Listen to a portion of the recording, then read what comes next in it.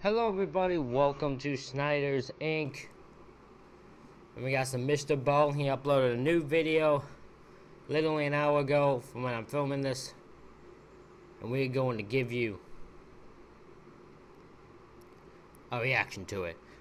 I have no idea what this is going to be. I'm very curious. This one is The Disturbing Story of the Melting Man. Distressing Images.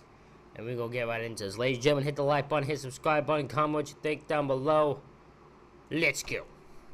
One night in 1946, a Brazilian farmer was... Oh, did you say 1946, just so I hear it correctly? One night in 1946... Okay, 1946, okay. A Brazilian farmer was walking along this dirt path when suddenly he started feeling like he was being watched. And so he looked to his right and to his left into the trees of the rainforest on either side of him, but he couldn't see any animals or people. There was no movement. It was eerily quiet and dark. And so the farmer told himself that he was okay, just keep going, get home. And so as he's walking, he begins speeding up faster and faster because the anxiety is growing inside of him, because he can't shake this feeling that he's being watched. And so finally, when he's close enough to his village, he just starts running, fearing that whatever or whoever is watching him is going to jump out and grab him. And so he speeds to his house. He literally dives through an open window into his house. He shuts the window. He makes sure... Jesus Christ, I don't know how paranoid I'd have to be. Because I have high anxiety and paranoia when walking like nighttime, but I don't know how paranoid or not I'd have to be to dive into an open window of my place just to get inside. All the doors are locked, and he's standing there in his house. It's pitch black, and he's thinking, okay, I'm safe. But suddenly he realizes not only has this feeling not gone away, he still feels like he's being watched. But whoever or whatever is watching him, he knows without looking that they're right outside of his house, outside the window to his left. And when he turned to look, he was right. What happened next would prompt a full-scale military investigation into a subject that can only be classified as paranormal. But before we get into that story, if you're a fan of the strange, dark, and mysterious delivered in story format, then you've come to the right place, because that's all we do, and we upload once a week. So, if that's of interest to you, please figure out which book the like button is reading currently, and when they're about halfway done with it, spoil the ending. Also, please subscribe. Oh, that's a dick move. That's a dick move. Subscribe to our channel and turn on all notifications so you don't miss any of our weekly uploads. Okay, let's get into today's story. Let's.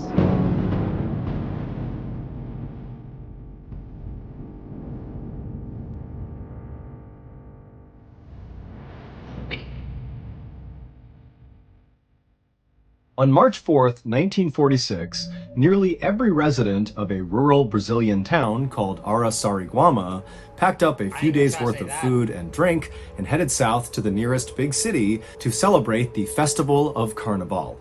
This festival is an opportunity for folks to cut loose and eat good food right before most of them go into a religious fasting period. One resident who opted not to join the fun at this festival was a 44-year-old man named João Prestige Filho. João was a farmer, he had 5 kids, he was a very quiet guy, and he did not enjoy things like the festival for Carnival. The crowds and the noise. He didn't like people. He's one of them. I'm somewhat one of them.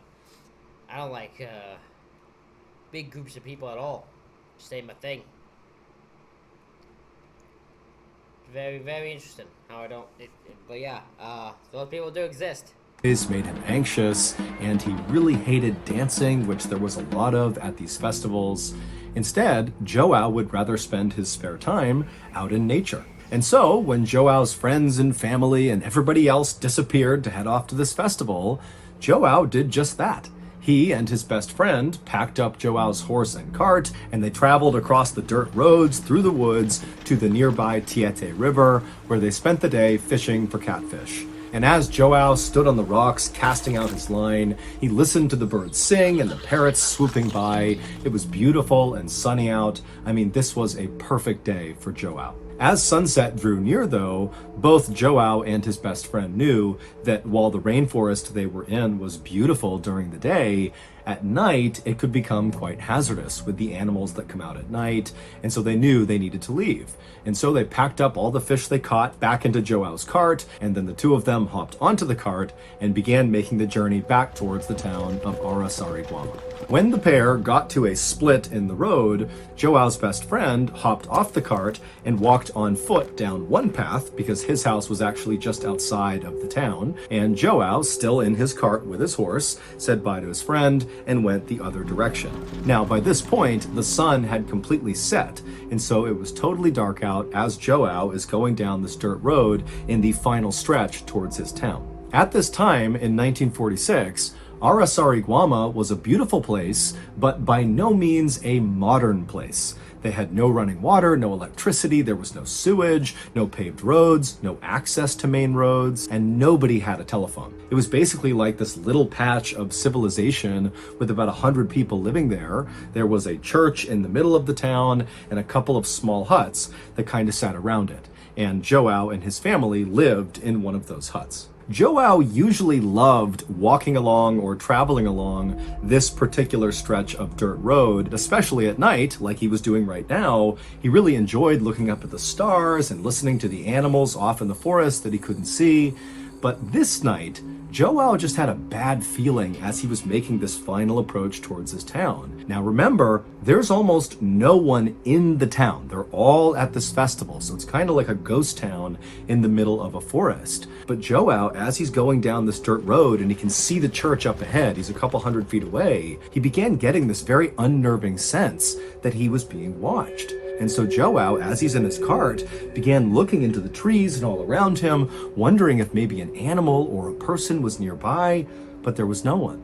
Finally, Joao actually reached the church and he could see his little house, and he could also see that his wife, who was at the festival, had opened up one of the windows just slightly so he could open it up the rest of the way and crawl into the house when he was back from fishing, because she had locked the doors when she left. And so by this point, Joao was trying to be very calm and collected despite this stress of feeling like he's being watched.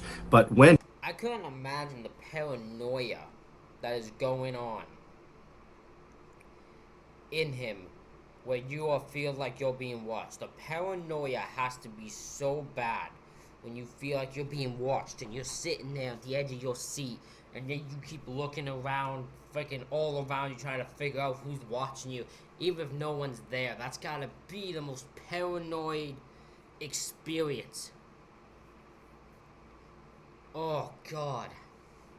and he saw that window and he saw how close he was to his house, he basically just had the horse sprint the rest of the way to his home. He just wanted to get off the streets. And so finally, Joao, he reaches his house, he crawls in through the window, he shuts it behind him, and immediately Joao expected to feel totally relieved that he was now behind locked and closed doors and windows. He was safe. But despite being inside of his home, he still had this sense that there was someone or something around him that was watching him. Joao, like many other residents of this village, was fairly superstitious. There was an old abandoned mine that was near the town, and Joao and his peers had grown up hearing stories about some monster that lived in the mine that would come out at night and roam the forest. And older people in this village would talk about this ancient serpent called Boitata that would come out at night and it would appear in a burst of fire. And so Joao, he's thinking about the mine and these demons and ghosts that roam in the forest, and he's all alone because everyone's at this festival and he doesn't feel safe inside of his house, and so he's really starting to panic. And it's at this moment that he suddenly feels this sense that whatever or whoever has been watching him is right out his window to his left. And so Joao, as he's turning to look out the window, he's anticipating seeing a person out there, or maybe a jaguar or some other animal that's followed him from the rainforest. But when Joao turns and looks out the window into the dark night, what he sees right outside of his property was so terrifying that for a second Joao couldn't even breathe. And he just stood there staring at this thing, and then he tried to put his hands up to protect himself, but it was already too late.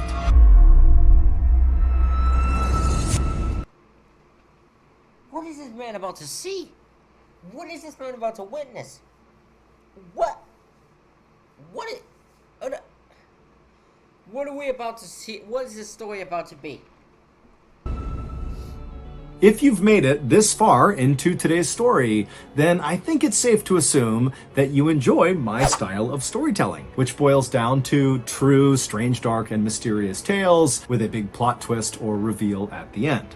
And if I'm right in thinking that, then I have a surprise for you. In addition to the hundreds of stories you can listen to right here on this YouTube channel, you can also find over 100 other stories on our podcast, many of which are not on YouTube. They are exclusive to the podcast. The podcast is called the Mr. Ballen Podcast, and on Mondays we put out those brand new exclusive podcast stories, and on Thursdays we put out the remastered audio of our best YouTube videos. Go listen to I wonder if I should react to one of his podcast ones.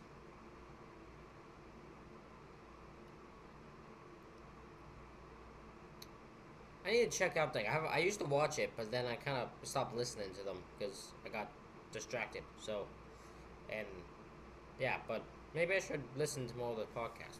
All 100 plus Mr. Ballen podcast episodes available exclusively on Amazon Music with your Prime membership. If you're not a Prime member, you can still listen to the Mr. Ballen podcast by subscribing to Amazon Music Unlimited in the Amazon Music app. Download the app today. Okay, back to the story.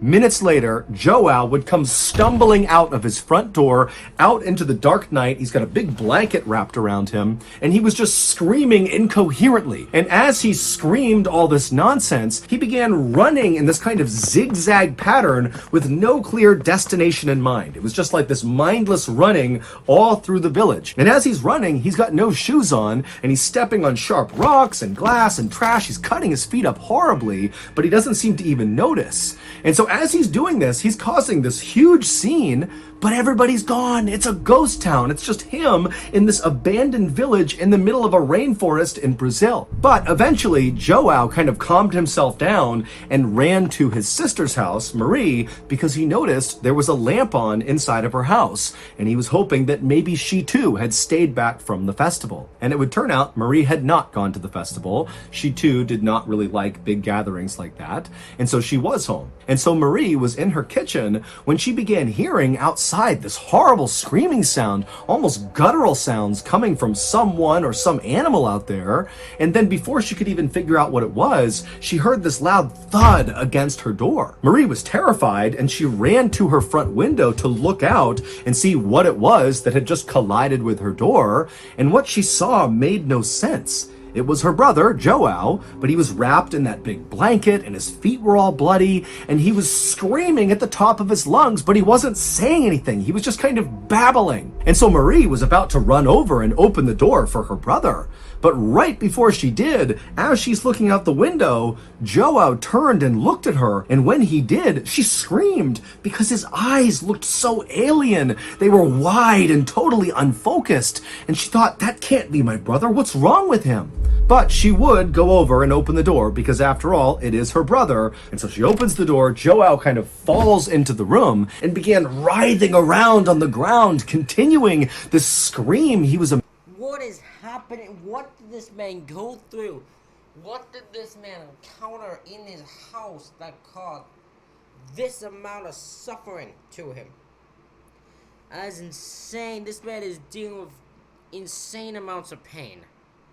Emitting that didn't even seem human. And the whole time, Marie is trying to ask him, what's wrong? What's going on here? She's scanning him, and besides the cuts all over his feet, he didn't appear to have other injuries. And so eventually, Marie just knelt down, and she was about to grab Joao and try to kind of stop him from moving around, to just look at him and try to have a conversation with him. But before she grabbed him, Joao rolled over, and his lips opened up, exposing his teeth, and he kind of grimaced at her with those wide wild, unfocused eyes. And again, Marie just kind of backed up in horror. Who is this? What's happened to my brother? And as Marie stood up to get away from Joao, still with that sickening grin with his teeth exposed, had this kind of low hiss come out of his mouth. And so Marie, thinking he was trying to talk, she leaned in, and through this hiss, she heard him repeating, "It burns, it burns." And so Marie, thinking her brother must have been burned,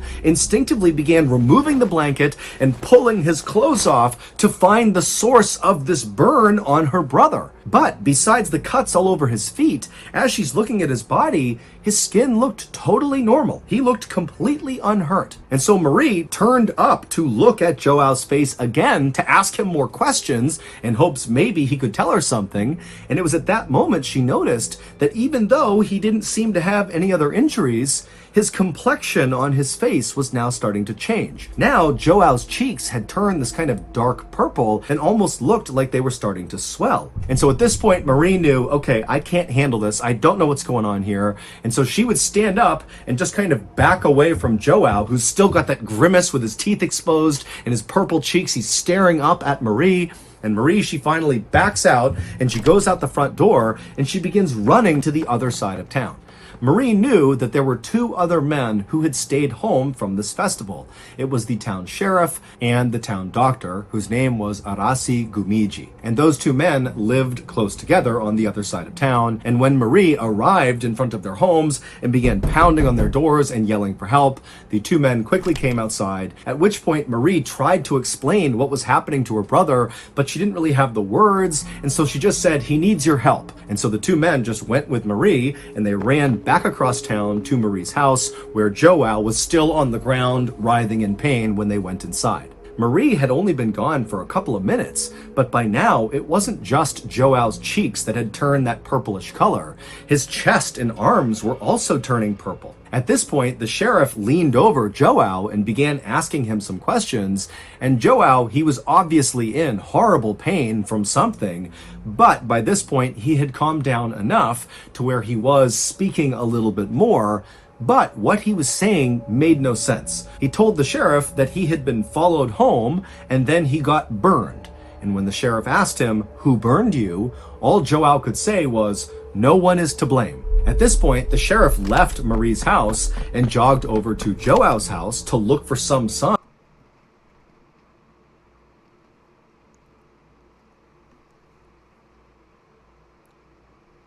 What did this man experience? This man is burning to the point his entire body is like burning. But he can't. He's saying no one is to blame for the burning. What happened to this dude? This is the most bizarre thing I've ever seen. Like, what? Of how he got burned, but when he got there, the house was completely unburned. Everything was exactly as it should have been. There was no scorch marks. There was not even a lit candle anywhere. So there was no clues as to what happened to Joao. By the time the sheriff got back to Marie's, it had been about 45 minutes from when Joao first got hurt, and now whatever was happening to his body that was turning him purple appeared to be getting much worse. Joao's skin all over his face and his chest and his arms was now not only a very dark purple, but his skin was starting to blister and pop. In fact, there was one area on his arm that had bubbled up so much that when it burst, you could actually see the bone in his arm. It was almost like Joao had been boiled in water, like the way you would boil meat on a bone until the meat was tender enough that it fell off the bone. It was like that was happening to Joao. And so as Joao's flesh just sort of began cooking off of him, the town doctor, Arasi, said, "We have to get him to a hospital right now." But because the roads were not paved and it was dangerous traveling at night, they knew they couldn't get him to the big city hospital. They would have to take him to a local hospital.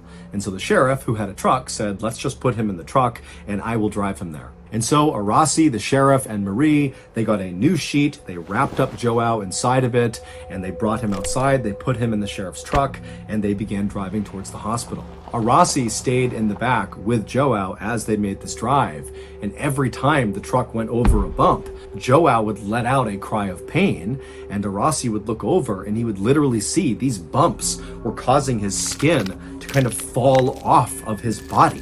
When they finally arrived at the local hospital, the staff there pulled Joao inside, they put him in a private room, they put him on a bed, and they had no idea how to treat him. It was like his injuries looked nothing like they had ever seen. They didn't even know where to begin, and they kind of assumed that Joao would not survive whatever was happening to him. And so the first thing they did is just pumped him full of painkillers. And while these painkillers didn't actually do anything to stop basically Joao's body from decomposing while he was still alive, they did at least allow Joao to stop feeling this horrible pain of his flesh falling off of him. And so Joao finally just kind of sunk back in his bed, and the sight of him must have just been horrific. He literally had huge chunks of his flesh just missing. I mean, literally parts of his skeleton were exposed to the naked eye. After the doctor... Oh my god, what the heck did this man go through? To the point his skin's falling off his body and... Oh my god. This is horrific. This is horrific. Had gotten Joao as stable as they could get him. Arasi, the local town doctor, sat down next to Joao and just began asking him questions. And for the first time, Joao was able to talk somewhat normally because he was on such a high dose of painkillers. And so Arasi began asking Joao to go over everything that happened from the time he left fishing for catfish until he arrived at his house and got burned. This is roughly what Joao told Arasi. He said on his walk home from fishing, he started getting that feeling that he was being watched. And it got more and more intense as he got into town, until finally he basically sprinted the rest of the way to his house, practically dove through that open window, shut it behind him, and expected to feel relief being in his own home again. But he didn't. The feeling only intensified that he was being watched.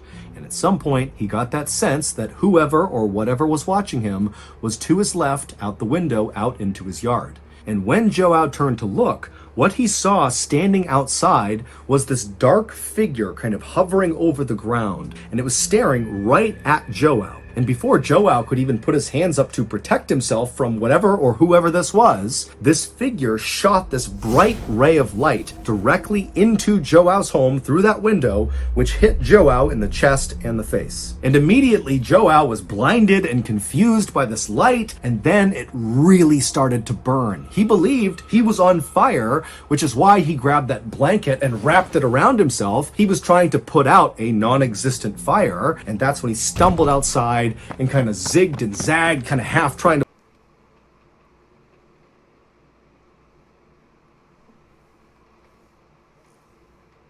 What? This guy thought he saw a figure hovered above the ground near his window, and when he saw it, the thing shot a big beam of light into the window that hit him in the face and chest, and it caused him to burn. But it wasn't on fire. He wasn't on fire. He was like burning from the inside. This did not actually happen. There's no way. What? How? How did this happen? How? To put this fire out until he arrived at Marie's house. But when he got there, that sensation of feeling like he was on fire didn't go away. It just got worse and worse and worse, and then his skin began falling off. When Arasi asked Joao, who do you think did this to you? Who do you think that figure was? And Joao, with bulging eyes, would sit forward and say to Arasi, "It wasn't of this world." And as Joao said this, a chunk from his cheek fell off, exposing his jaw and teeth. And as this happened, Joao asked one of the nurses for a water. And so Arasi is sitting there having heard this story as Joao, who's all hopped up on painkillers, is grabbing this water and drinking, and Arasi is watching the water dribble out of the hole now on the side of Joao's face. About 4 hours later, Joao would pass away from his injuries. There has never been any official explanation for what actually happened to Joao. The doctors just wrote cardiac arrest and generalized burns on his death certificate because they really had no idea what else to call this. Joao's family believed the Boitata, the ancient serpent that lived in the forest and appeared at night in a ball of fire, was responsible for what happened to Joao. Other people in town thought maybe it was the monsters or demons from the old abandoned mine that had come out and attacked Joao. Outside of Joao's town, people have theorized that Joao must have been subjected to some really high dose of radiation, and so this theory has led people to believe that, perhaps Joao was the victim of a secret weapon that the government was testing. But to create such a concentrated beam of radiation that only affects Joao would be way more technologically advanced than anything that was available at the time in the world. Yeah. Not to mention, why would any government randomly target a Brazilian farmer with this weapon? But Joao would not be the only person in Brazil to die from mysterious rays of light. In the 1970s, so 30 years after Joao's death, several people in a city in northern Brazil reported seeing bright lights coming down from the sky, and then they too began turning purple and their skin began falling off and they would die. And so because of this high number of very strange deaths that looked just like Joao's, a new theory has taken root over the years to explain what happened to Joao and these people. And that is, they were attacked by a UFO. That Joao, when he looked out the window and saw that dark figure hovering over the ground, that was a UFO, and the light he saw was a weapon. The UFO was firing a ray of radiation that struck him and killed him like it struck and killed the others in Brazil. The military actually looked into this theory in 1977 and 1978. It was called Operation Saucer, like flying saucer. However, officially, they came out and said they found no evidence that UFOs were in any way involved in what happened to Joao or these other people. However, many people are skeptical that You can't, well, you're not gonna tell us anyways. You go keep aliens so secretive. The only time aliens are gonna be found is when they choose to have themselves be found. If aliens want to be found, they will make sure they're found. Oh my lord. What the hell is this? How is it possible that multiple people... Plus, what investigation do you do? What exactly do you investigate? What do you do to prove that to figure out if this was alien or not, or UFO? What? I don't get that. I don't understand how you even investigate this. The government's full of BS here. we're really getting the truth. So that's going to do it. If you got something out of today's episode, What a bizarre as hell freaking thing. My god. Ladies and gentlemen, let me know what you thought of this insane story down in the comments below. I'd love to hear your theories on this. Ladies and gentlemen, hit the like button, hit the subscribe button, comment what you think down below. Thank y'all for watching, and I'll see y'all for the next one.